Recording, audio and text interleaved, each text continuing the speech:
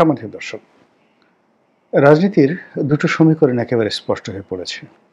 একদিকে বিএনপি এবং তার সঙ্গে সমমনা যে রাজনৈতিক দলগুলো রয়েছে তারা, আর অন্যদিকে জামাত এবং জামাতের সঙ্গে ইসলামপন্থী অনেকগুলো দল এবং সমমনা আরও ছোট ছোট রাজনৈতিক দল। আর এখানে তৃতীয় আরেকটি শক্তি, যেটিকে এই মুহূর্তে কিংস পার্টি বলা হচ্ছে, এনসিপি।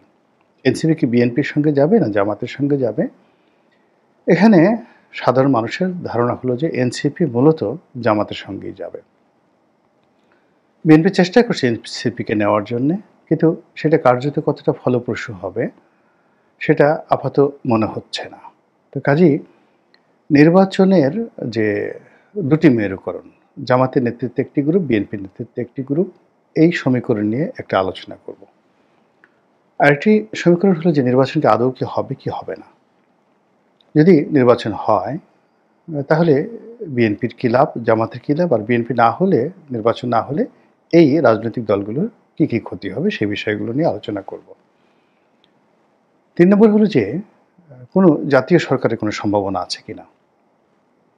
অর্থাৎ বিএনপি, জামাত এবং এনসিপি মূলত তারা যদি আসন ভাগাভাগি করে এবং নিজেদের মধ্যে যদি একটা সমঝোতা করে তারা নির্বাচন করতে চায়, তো সেক্ষেত্রে আসলে কেমন ফলাফল হবে এই বিষয়গুলো নিয়ে আলোচনা করব। তার আগে বলে নেই যে এই মুহূর্তে বাংলাদেশের মানুষের যে পাহাড় প্রমাণ সমস্যা, সেই সমস্যাগুলোর মধ্যে 60% সমস্যা অর্থনৈতিক সমস্যা। ব্যবসা বাণিজ্য, কলকারখানা এবং যে সকল শ্রমজীবী মানুষ রয়েছেন, যার যার অবস্থান থেকে অর্থনৈতিক সংকটে তাদের জীবনযাত্রা রীতিমতো মুখ থুবড়ে পড়েছে।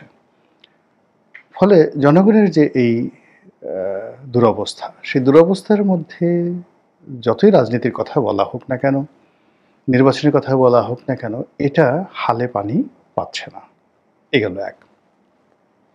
বাকি যে 40% সমস্যা, সেই 40% সমস্যা হলো আইন শৃঙ্খলার অবনতি, মানুষের মনে ভয়, বিচার ব্যবস্থা এবং আমলাতান্ত্রিক জটিলতা এবং রাষ্ট্রযন্ত্রের অসহযোগিতা, সব মিলিয়ে যারা ভুক্তভোগী তাদের জীবন তছনছ হয়ে গেছে।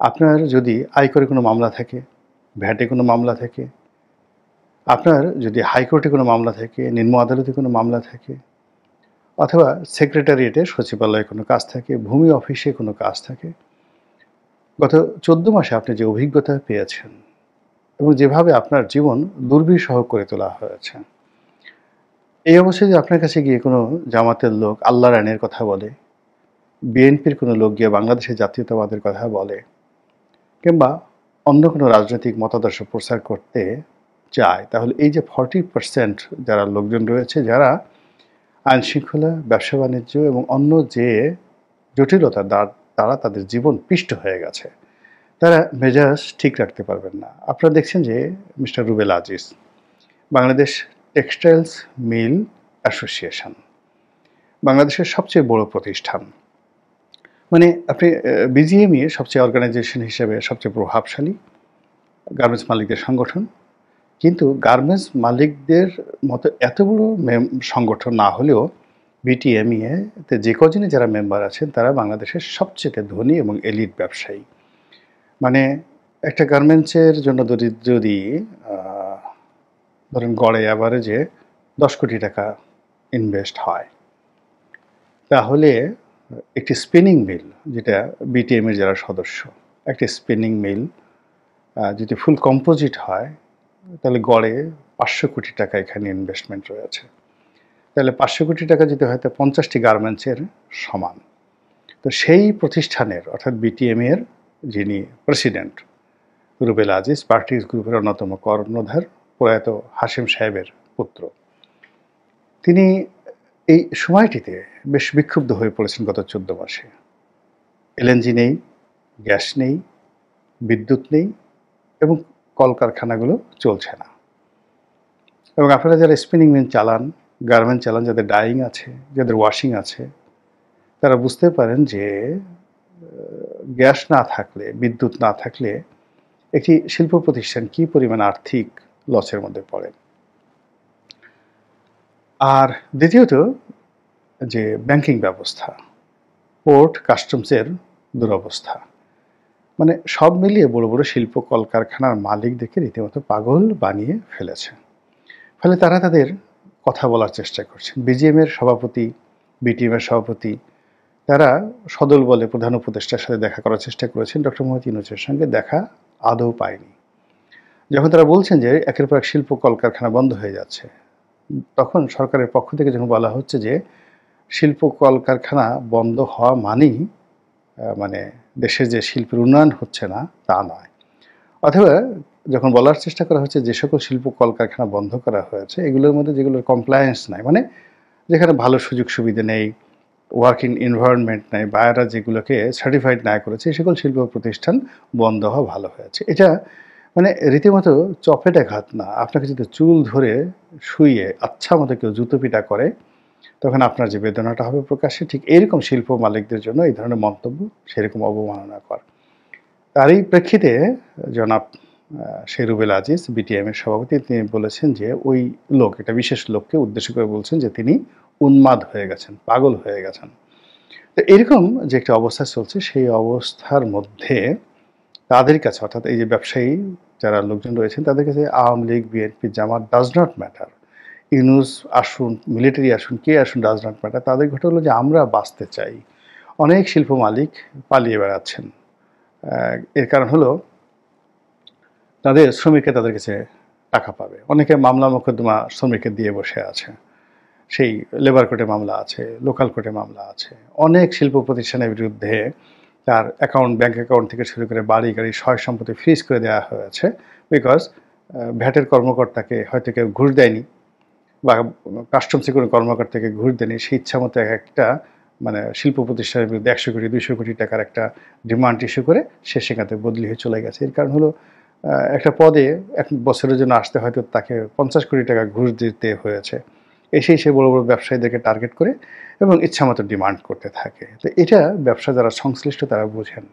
আগেকার আমলে এটা ছিল, কিন্তু এখন যে পুকুর চুরি হচ্ছে, সাগর চুরি হচ্ছে, মহাসাগর চুরি হচ্ছে, এর তুলনায় মানে এই জুলুম অত্যাচার গত 14 মাসে এই সেক্টরে 100 গুণ বেড়ে গেছে। জাস্ট 100 গুণ। তো এই কারণে ব্যবসায়ীদের মাথায় আসলে এরকম নির্বাচন নিয়ে, ইলেকশন নিয়ে কোনো মাথা ব্যথা নাই। অনেক মানুষ আছে যার শরীর স্বাস্থ্য ভালো না। আমি নিজে একজন প্রার্থী ছিলাম। ইলেকশনের আমার একটা স্বপ্ন ছিল, শখ ছিল, প্যাশন ছিল এবং ব্যবসা-বাণিজ্য যখন আমার তুঙ্গে ছিল, তখন আসলে আমি মনের আনন্দেই সেখানে গিয়েছি। কিন্তু 2018 সন থেকে করোনার সেই সময়কাল থেকে মানে ব্যবসা-বাণিজ্যের অবনতি হতে, হতে এমন একটা অবস্থা হয়ে গেছে, একটা নির্বাচন করা তো অনেক পরের ব্যাপার। ঢাকা থেকে একটা অফিস থেকে আরেকটা অফিসে যেতে আমার কয় টাকা গাড়ির তেল যাবে, এই কথা আমাকে এখন চিন্তা করতে হচ্ছে। নির্বাচন করব, টাকা পাবো কোথায়? আর যারা একবার সৎভাবে হালালভাবে উপার্জন করে, নিজের পকেটের পয়সা খরচ করে রাজনীতি বা অন্য কোনো কাজ করে, আসলে তারা জীবনে কখনো চাঁদাবাজি করতে পারে না, দুর্নীতি করতে পারে না। ফলে সত্যিকার অর্থে যারা সৎ রাজনীতিবিদ, যারা নিজের টাকায় রাজনীতি করতে চান, এই সময়টা তাদের জন্য ফেভারেবল নয়। আর যারা চাঁদাবাজি করে রাজনীতি করতে চান, তারাও চাঁদা পাবেন কোথায়? চাঁদা দেওয়ার মতো লোক নেই তো এখন। জুলুম অত্যাচার করে আপনি যে একটা বাড়ি দখল করবেন, সেটা বিক্রি করতে পারবেন না। গত 14 মাসে যা হয়েছে এটা মানে আওয়ামী লীগের কিছু এক্সেস টাকা ছিল, সেই টাকাগুলো নেওয়া হয়ে গেছে। এখন আওয়ামী লীগের লোকজন সব ফতুর হয়ে গেছে, তারা পালিয়ে গেছে। তো এখন সাধারণ জনগণের কাছ থেকে যদি আপনি টাকা আনেন, আপনাকে তো গাবতলীর গরুর হাটে গিয়ে গরু চুরি করতে হবে, গরু ডাকাতি করতে হবে, ছাগল চুরি করতে হবে, মহিষ চুরি করতে হবে, তারপরে মা বোনদের সোনাদানা ডাকাতি করতে হবে। এছাড়া আপনি টাকা পাবেন না। বা মোহাম্মদপুর বাজারে গিয়ে আপনি সেই রেট দিয়ে সমস্ত মাছগুলো চুরি করে নিয়ে যাবেন, নিয়ে গিয়ে পরে আপনি নিলামে বিক্রি করতে হবে। এছাড়া টাকা নেই, এরকম অবস্থা হয়ে গেছে। তো সেখানে নির্বাচন হবে কি হবে না, এটা নিয়ে একটা বিরাট প্রশ্ন দেখা দিয়েছে। এবং যখন এইরকম একটা ক্রান্তিকাল যাচ্ছে, অর্থাৎ যেখানে প্রান্তিক লেভেলে দারিদ্রতা পৌঁছে গেছে 60% মানুষের মধ্যে, সেখানে আমরা পাকিস্তান, শ্রীলঙ্কা, আমাদের পাক ভারত উপমহাদেশের মধ্যে সবচেয়ে এখন দরিদ্র জনগোষ্ঠীতে পরিণত হয়েছি। শ্রীলঙ্কা রাষ্ট্র হিসেবে দেউলিয়া হয়ে গিয়েছিল, পাকিস্তানও প্রায় দেউলিয়াতের পর্যায়ে, মানে সরকারি ফান্ড। তো তো সেই ক্ষেত্রে আমাদের রিজার্ভে $30 বিলিয়ন আছে। মানে সরকারের ফান্ডের সমস্যা নাই। কিন্তু আমাদের পাবলিকের যে মানি, সেই পাবলিক মানি নেই। যেটা পাকিস্তানে আছে, যেটা শ্রীলঙ্কাতে আছে। ফলে সরকার খুব অল্প সময়ের মধ্যে ঘুরে দাঁড়াতে পেরেছে। আর আমাদের যেহেতু জনগণের হাতে টাকা নেই, ফলে সরকার ঘুরে দাঁড়ানো তো দূরের কথা।